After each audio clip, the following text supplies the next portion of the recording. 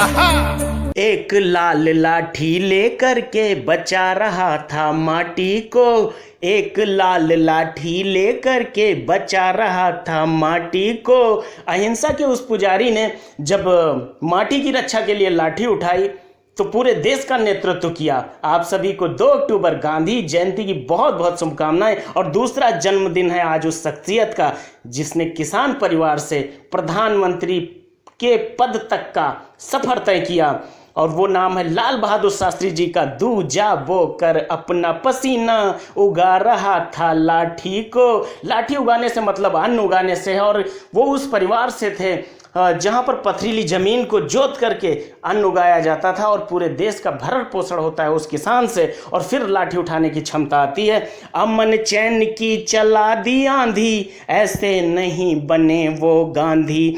अमन चैन की चला दी आंधी, ऐसे नहीं बने वो गांधी। सत्य अहिंसा के पालक ने हंसते हंसते जान गंवा दी। भूल न पाएगी ये दुनिया, भूल न पाएगी ये दुनिया भारत की आज़ादी को। एक लाल लाठी लेकर के बचा रहा था माटी को। एक लाल लाठी लेकर के बचा रहा था माटी को।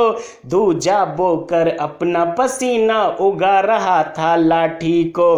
गांधी जी एक दिन एक गांव पहुंचे और गांव वालों से पूछा कि इस समय कौन सी फसल की बुआई और कटाई चल रही है। तो गांव के लोगों ने कहा जेठ का महीना है और बापू इस समय कोई फसल बोई और काटी नहीं जा रही, हम लोग फ्री हैं।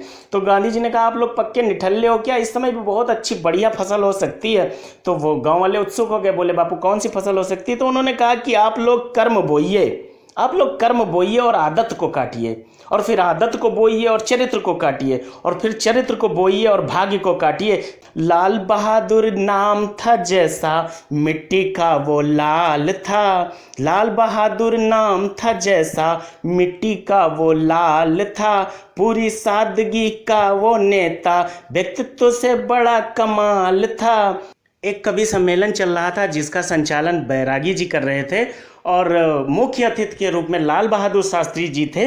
और बीच में ही कवि सम्मेलन के लाल बहादुर शास्त्री जी को प्यास लगती, वो एक आदमी की ओर इशारा करते हैं। वो आदमी जैसे पानी लेकर के आ रहा होता है, बैरागी जी अनुशासन प्रिय थे, वो मना कर देते हैं। बाद में बैरागी जी को पता चलता है किसी से कि ये पानी तो प्रधानमंत्री जी के लिए जा रहा था, शास्त्री जी के लिए जा रहा था। वो बहुत शर्मिंदा हो जाते हैं, बहुत परेशान होते हैं, रात भर उनको नींद नहीं आती है। सुबह दरवाजे पे खटखट की आवाज़ होती है और एक आदमी क्षमा पत्र लेकर के आता है, और वो क्षमा पत्र भारत के प्रधानमंत्री के हस्ताक्षर के साथ था, और उसमें नीचे लिखा हुआ था कि शब्द की गरिमा का मैंने उल्लंघन किया है और व्यवधान डाला है मैंने संचालन में, इसलिए मैं क्षमा मांगता हूँ। दौड़ के बैरागी जी जाते हैं और पीएमओ ऑफिस में वहाँ पे समय लेकर के प्रधानमंत्री शास्त्री जी से मिलते हैं, और फिर कहते हैं शास्त्री जी मैं भांप नहीं पाया कि ये पानी आपके लिए जा रहा था ना। शास्त्री जी ने कहा नहीं, गलती मेरी ही थी। बताइए, भारत का एक ऐसा प्रधानमंत्री